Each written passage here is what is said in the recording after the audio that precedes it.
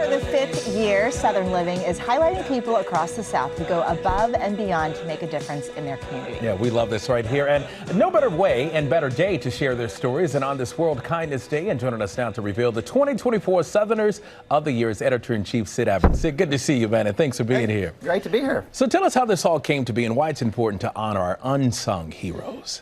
So we started doing this about 5 years ago, and we wanted to recognize people who are giving back to their communities in extraordinary ways. And nobody does that better than Southerners. And you guys both know that. Yeah, we both have connections to the South. I'm from South Carolina. You went to school in Mississippi, and you guys allowed us to nominate some people.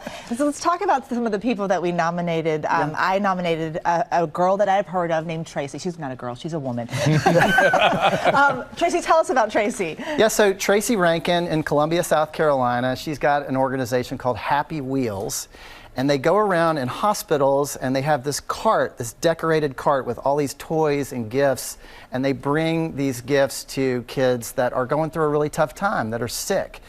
She got the idea from a visit to Charleston, South Carolina, brought it back to her hometown of Columbia. Now they're in 3 hospitals and they're bringing toys to hundreds of kids. It's really an amazing thing. Oh, I love that story. And I nominated a human rights activist in Atlanta. Elizabeth, tell us about it. Yeah, so Elizabeth Omalami, she has an organization called Hosea Helps, and it was actually named after her father, who was a prominent civil rights activist in Atlanta in the 60s. Worked with Dr. King. Yes, and so she's kind of carried on that legacy, and they're helping people who are dealing with poverty and hunger and homelessness in the Atlanta area, and just she is a force of nature and doing incredible things in that region. When you think of the South right now, you can't help but think of the people who are dealing with the aftermath of Hurricane Helene. One of the people nominated is this man, Mike, who's doing work there.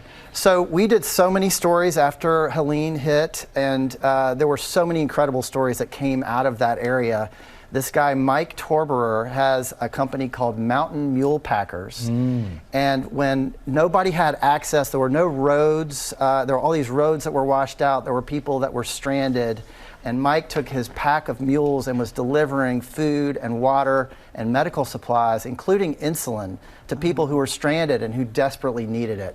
And we just thought that was an incredible story. It went completely viral online for us. And I think it's because it kind of represents the resilience and the tenacity and the toughness of the people in North Carolina. Some big hearts out there. What can you tell us about our last 2 Southern trailblazers?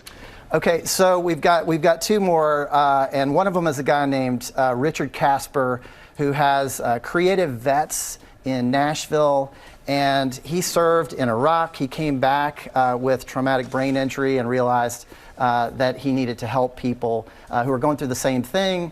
They, he does art classes and music classes for people, and found that that's a way for people to really recover. And Emily Hurdle, who has the Best Friends Animal Society in Mississippi, rescuing all sorts of animals that are in kill shelters. So just, people doing amazing things all across the South.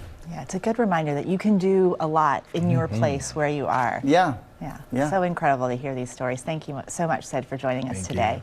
And you can learn more about the 2024 Southerners of the Year on Southern Living's website and in the December issue of Southern Living. Gotta love it.